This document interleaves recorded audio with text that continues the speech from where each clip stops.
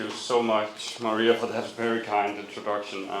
I'm so happy to be here. I've really been looking forward to it, and Maria is right. It's sometimes a bit difficult to be the only vegan in Parliament, but I'm doing my best to make a good case for animal rights and for better lives for animals, and that's what I'm going to talk about today.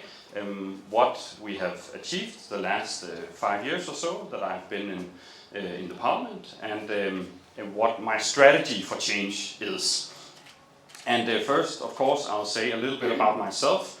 I've met some of the Danish people who are here today, but I can see there's a lot of international guests, so I'll say who I am. I've brought this picture because I was at Liselotte's place the other day and got a very important call, work call, and I had to talk on the phone, and Maria took this picture, and I thought it was kind of cute. But yeah, who am I?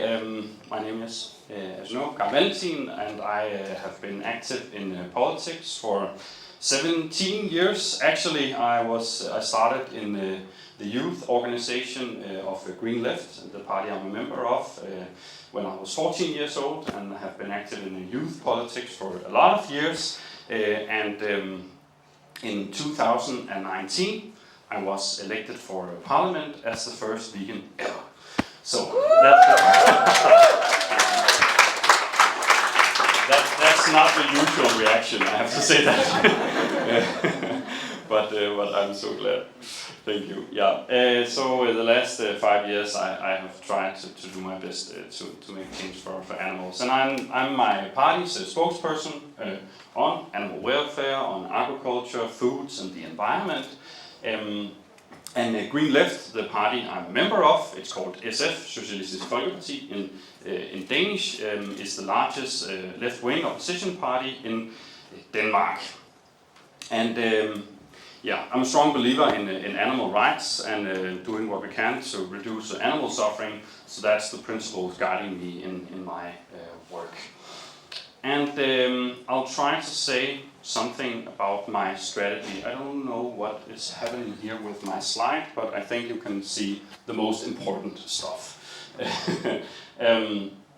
My strategy when I work for animal rights and in general in the Parliament is that I'm trying to make some policy proposals which are beyond consensus but within reach.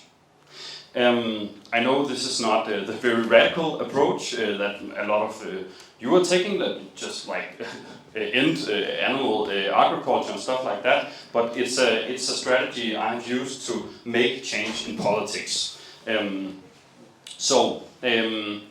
Actually, my best example of how we have succeeded with this strategy isn't about animal rights. So for a little bit of time, I'll try to talk about this case, which is not about animal rights, and I promise I'll get back to the animals after that. So here's the story about what we did using this strategy.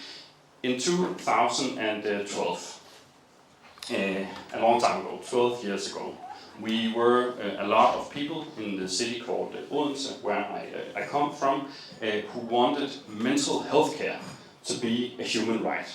We thought it was so unfair that if you break your leg, it's just free of charge in Denmark to go to the doctor. But if you break your mental health, if you get depression or anxiety or anything like that, you have to pay yourself. We thought that was unfair. So we wanted healthcare, mental health care, to be a human right. But, well, this proposal is, of course, beyond consensus, but it wasn't within reach. It was very expensive to do, and I think a lot of people would think it would be kind of a radical demand to say that healthcare should be free for all. So we said it, but we also made a proposal, and we did that with the knowledge that 75% of all mental health problems starts before you are 25 years old. So we made the policy proposal that every person under 25 years old should be afforded free mental health care. So we started a campaign for this. And we made a lot of local campaigns. So we did it in cities all around Denmark and tried to make the local councils implement this policy. And we worked on this for a long time, 1.5 years or so, without achieving anything. And then 1 out of 98 city councils in Denmark, a little city called Køge, they adapted the policy. So they made the decision that mental health care should be free for people under 25 years old. And it was nice, but it didn't feel like a huge success, right? 1 out of 98 city councils. But then after we got that success, we found out that then it was a lot easier to make other city councils adopt the policy. So we made these maps. I'm sorry that they are a little bit low in the picture, but you get the point. We made these maps showing the cities who started to turn red, and it's all the cities who adapted the policy.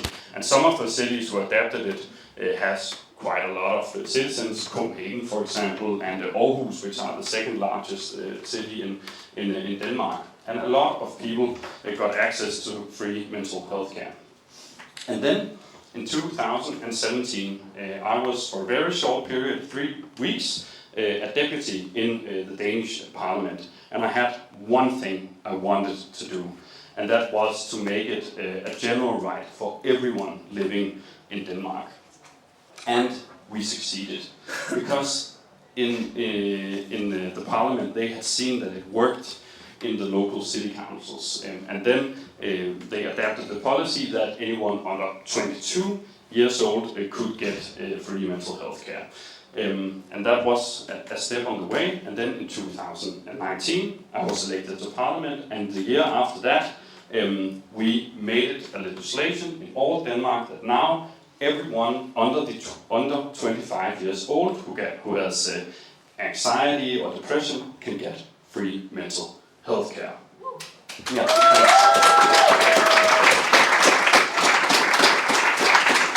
thank you very much. And we of course still believe that everyone should have the right.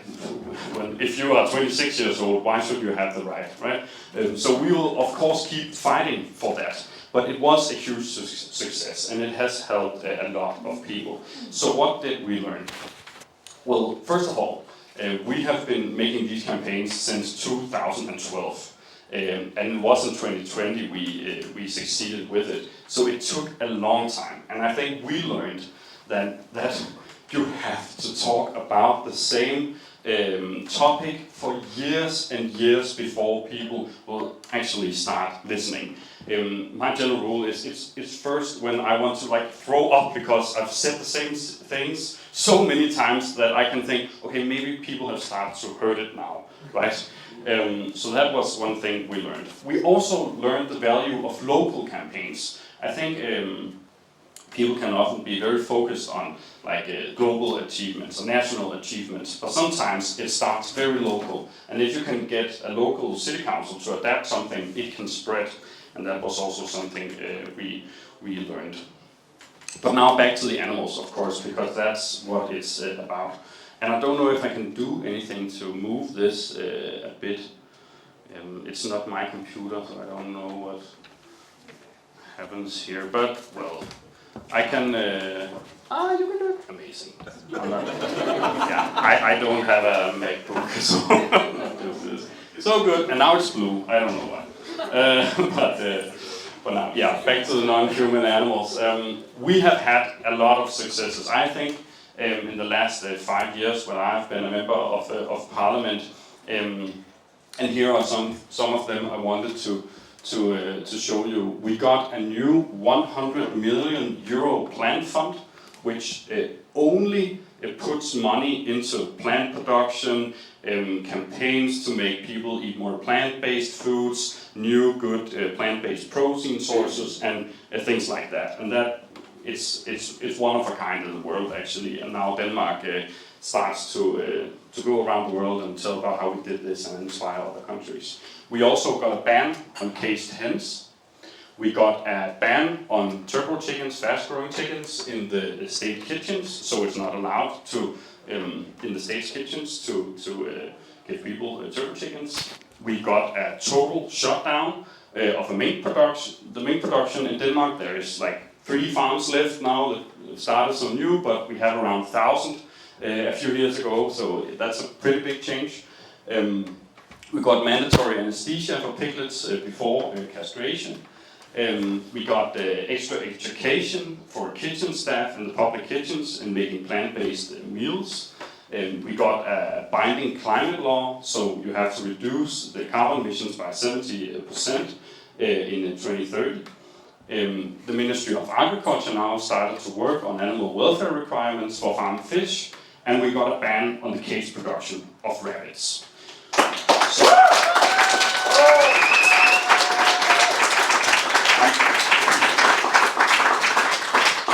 I'm very glad that you're so happy about this. I think it's a lot of good stuff too, but I can also feel sometimes it goes very slow, right? It's small changes, but still it has an impact. And how did we do this? I cannot talk about all of them because it would take too much time, but I'll try to talk a bit about the highlighted ones. First, the 100 million euro plant fund. So the reason why I think this is important is because, of course, I care about animal rights, and I think we should eat plant-based foods, and I care about the climate crisis and the nature. But we also knew that some of the other parties in Parliament, they don't really care that much about that. So then when we started to campaign for this, we were very strategic in the the way we did it. So we tried also to argue in ways which appealed to some of the other politicians in Parliament. For example, a lot of the right-wing politicians in Parliament think a good business case, that's important, right? So we started to say very loud and clearly, if Denmark wants to make money on our agricultural production in the future, we have to focus on plant-based foods. It's so essential. If we don't do that, we will get far behind, and Denmark will not make that much money in the future. And that was not the most important argument for me, but it was very important for the right wing. And that was one of the reasons why we got more parties to join in this and made that great change. On the ban of turbo chickens in the state kitchens, this is actually very much like the case for like mental health care for all that we work for, because of course we don't want the production of turbo chickens at all. But that was a very difficult thing to achieve, especially with the government we have in Denmark right now, which is like center-right or something like that. So instead of like just saying we want a total ban, which of course I say when people ask me, but instead of having this proposal, we said, how about banning in the state kitchens? So that's a bare minimum. The state will not have these things in the kitchens. And we succeeded in doing that.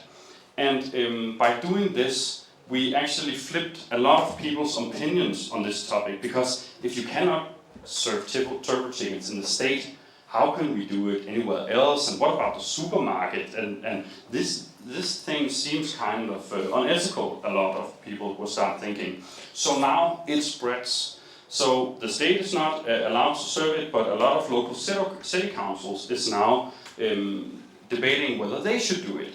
And in the next few years, we will probably see, because the debate is already there, that this will be a thing in Aarhus, the second largest city in Denmark, in Copenhagen, in Roskilde, in Hvidovre, in Frederiksberg, a lot of Danish cities, where they are now discussing this. And that is because we started with the state kitchens. So just having this place where we succeeded makes it spread, right? Actually we also succeeded in making the government making it the government's policy that we should have an EU ban on this. I can see that there's one people who want to ask a question, but I think we'll take that in the end. But it's related to this. I think a lot of people don't know what the state kitchen is. Who do they serve? Yeah. So the state kitchens is the ministries, it's the military, it's the judges, and it's everything which is owned by the state. So yeah, that's basically it. So it's not the schools, for example, because they are under the local city councils, but I think we'll get that win later. Now when it spreads. But thanks for the question. So yeah, that really that made a change. Then we got a shutdown of the Danish production of mink, and maybe some of you have heard about this, even though you are not from Denmark, but I'll say a little bit about it anyway. Because of course we didn't shut down the production of mink in Denmark because of animal rights. We did it because of COVID, right? But it's still a huge success for animals, no doubt about that. One of the reasons that I think it's a very big win is because before the pandemic, Denmark had 40% of the global mink production right here. So that's really, really huge. It's a very big proportion of the global mink industry, which is just, it's gone now, right? And that's very something. That's really something. We had all the time around 15 million mink in cages in Denmark, yeah, that's a huge thing. And I think this success was kind of weird in some ways because it was about COVID, right? And that was the reason why we put the mink production down. But a lot of the animal rights organizations and people like me, we put a lot of effort into this. Also started talking about the connection between diseases and the animal agriculture production, and making people aware that this is a general problem with like swine flu and stuff like this, and just for people to think about the mink as the animals that they are who can get sick.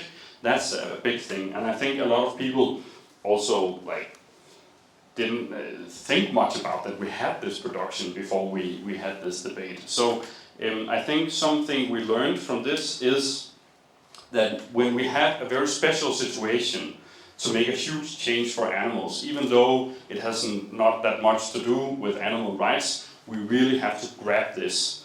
And I think it was the right thing to do to shut down the production due to COVID. Alone, even if we didn't care about climate or animal rights, it was the right thing to do because it was a threat. So we should also use these kind of arguments and go into that debate and grab the opportunity when it's there. And if you want to learn more about like grabbing the opportunities when big crises arrive, I can really recommend the book Shock Doctrine by Naomi Klein, who have talked a lot about how especially the right wing have used big crises in our system to make their policy a reality. For example, they use terrorist attacks to get new legislation on to put cameras everywhere, or they can use different big shocks in our society to make big change. And when you look at that, it can seem kind of hardcore to use these situations, but I also think that we have to learn from this. And if we can use some big crisis to get a very good positive change for animals, I think we should do it. And this is probably the best that had ever happened to animals in Denmark. That's how I see it. It's so many animals it is about, and it's a great change. So, and there are some other stuff too that we have done for animals. There's the binding climate law that we have to reduce our CO2 emissions by 70% in 2030. And you can say, what does this have to do with animals? But actually, I personally think that this is one of the most important things we have done for animals the last couple of years, because this legislation makes it impossible for Denmark to keep our huge factory farm system.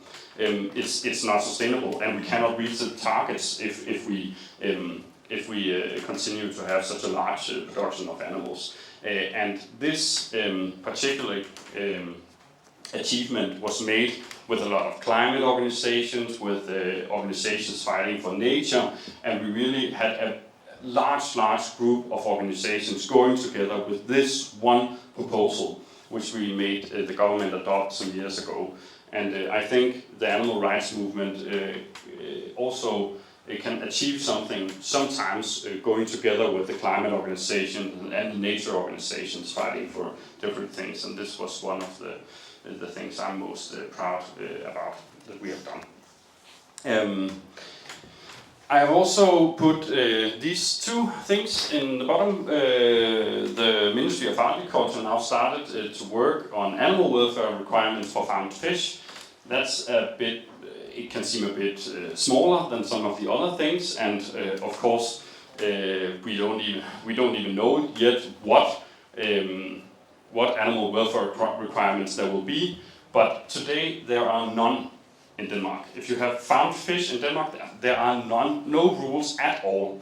So just making policies, politicians just thinking about fish welfare is a great achievement. And sometimes I also think we can have some wins if we just have some vegans in parliament who care about individuals like fish, and we can make these changes because no politicians will really think about this as something important. So just to have someone in there who can make that change really benefits. And if we get when we get some welfare requirements for fish, it will make the production of fish more expensive, and it will make people eat less fish. So it will also be a win in that way. In some ways, the last one, the ban on cage production of rabbits, is similar. I don't think everyone had thought about this if I had not brought it up. But I brought it up in Parliament because I was worried that some of all the people who used to have mink, they will start having rabbits instead, because now the mink production was legal. And actually we didn't have a cage production of rabbits in Denmark at all. We didn't have it. But I was just afraid that it could start happening, because we have seen in other countries that cage production of the rabbits were framed like a sustainable alternative to other meats or something like that. And I really didn't want that to happen. So I made this proposal, and we made it legislation in Denmark. And we probably did it because it wasn't that much to give for the government. It's not there, so who cares? Yeah, let's ban it, that's fine. We will do that, it's not there. But maybe it's a big win for animals in the future. And I think it's also nice when some animals have rights, right? Even though there's not this production today, now rabbits have the rights to not be in cages all their lives, and that's a great win, I think. So I wanted to say a little bit about some things that have surprised me that we can learn from in the work I've been doing in Parliament. One of them is it has really surprised me how little knowledge of animal agriculture politicians have. I think that, maybe that's a weird thing to say, but I think it really makes a change when you get vegans elected to Parliament, because so many politicians, they don't know what's going on in the animal agriculture industry.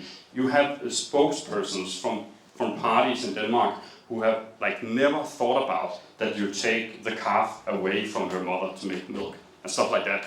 Stuff like people say on the street, which are just so weird when you just talk with people on the street about veganism. Politicians say the same because no one has ever questioned their thoughts about animals. So I think that's a thing that surprised me, and it really makes a difference to get some people in there who have our values.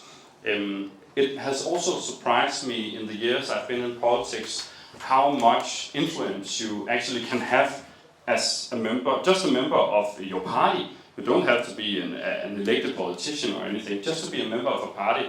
And I would really say to you, I think you should consider joining a party, whatever party you sympathize with. Because, for example, in my party, we elect candidates for Parliament. It's our members who elect them. and not many people are a member of the parties today, and that means that if you are a member of a party, you actually have a saying. If you want to have a vegan candidate or just some politicians who sympathize with the animal rights movement, and I think you can make a lot of difference just by being a member of a party and taking part in their decisions. I also learned in all my work how important good enemies are for building a case. And that's because if you make a case for something and you don't have an enemy that you can show people who are fighting against this, it's not very interesting for the media. So I think it's very important to find enemies if they are not there already. Sometimes in our movement it's pretty easy to see who the enemies are, but the animal agricultural industry and the lobbyists and so on.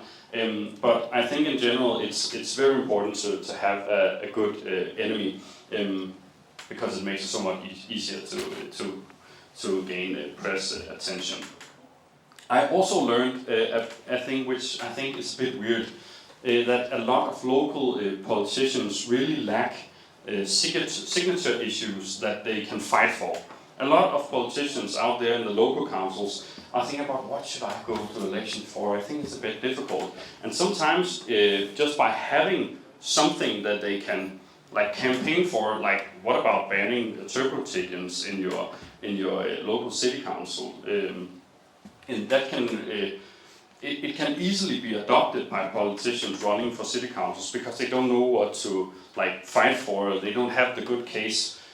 So I think we can make a difference locally if we have some good suggestions on what they should do, which is not only close animal production, but it's very precise in what they can do in their legislation to make a difference for animals. I've also been very flabbergasted by how little focus a lot of politicians have on shifting public opinions. A lot of politicians are very focused on how they can flip voters, so they can make voters vote for their party, but not changing their general opinion. And I think by entering politics, people like us who fight for animal rights, we can have a focus that many politicians don't have. That the focus to change people's opinions, to say something which is very unpopular, but just questioning the general way people think about animals make a huge difference. And a lot of politicians are not doing that, or they are afraid of it because they don't want to stand out, or they don't want to be unpopular, and they are more focused on voters. And I think we can make a big difference by entering this scene and trying to say something that is changing people's general opinions. Also been I also thought it was very interesting to see how little consideration is given to helping the most individuals in the animal welfare policy. I've been sitting a lot of times with the Minister of Agriculture, debating animal welfare, animal rights with him, and he's always he doesn't really understand what is important for me. Why do I choose to talk about the farmed fish or turbo chickens or something like that? And most of the time, the reason why I'm focused on this is because I want to help the most individuals. I want to make the biggest change I can for most animals. And just by having this agenda in the debate about animals is something that changes politics. Because before I was elected, there was also done some small things for animals in Parliament, but some of the things the government was focusing on was not having elephants in circus, for example. That's illegal now in Denmark. Oh yeah, so we helped 4 elephants. And it's fine, of course, for the individuals. It's a good thing. I respect them. I don't think they should be in circus. But just by bringing in this agenda where you focus on the animals who there are a lot of, where you can make big changes, I think that really makes a difference. I also learned how much people actually value compromises if they know you have the right values. I have been worried sometimes if people from our movement would care about the things I'm doing, because, well, yeah, I cannot close the animal agricultural industry. I cannot stop all this suffering tomorrow. But actually, I have learned that if you just speak your values and you show people that you really want to make a general change, but you also are ready to make compromises that make some steps in the right direction, people are actually quite happy about that and can appreciate it. And I'm very glad that this is possible. Yeah, and the last thing is just, I think I've learned that it means a lot to the normalization of veganism just to be there. And when I'm speaking with a lot of top politicians and ministers and like that, and now I've known them for several years, and a lot of them have shifted their opinion on vegans just because now they know me. Like, okay, I know Carl, he's okay, he's a vegan, he's not crazy or something. And people have so many things they think about vegans, right? So making people know a vegan is just a huge thing. And that also confirms me in that the thing we do, just being vegans, is making a great change, because people will know us and be like, okay, they're not that crazy, right? I know a vegan, she's cool, and that really makes a difference. So thank you for listening. I have a last thing I wanted to say to you, and that is just, now I've talked a lot about the work I'm doing in Parliament in Denmark, and the compromises and the small changes I've made. But my way of doing all this isn't it's not the right way or anything. It's just a way you can make changes for animals. And I think that in our movement, it is very important that we stand together and that we value all the ways you can be an activist in. We need YouTubers who make content for YouTube and make animal rights more mainstream. We need foodies who are great at making vegan foods who people want to eat. We need street protesters, and we need demonstrations like you did yesterday, and we need investors who put money into plant-based foods, and we need everyone doing activism in the way that they find the most inspiring and effective. And this is my way of doing it, and I hope it has inspired some of you. And if you want to do something completely different, I think that's just as important. So thank you for listening.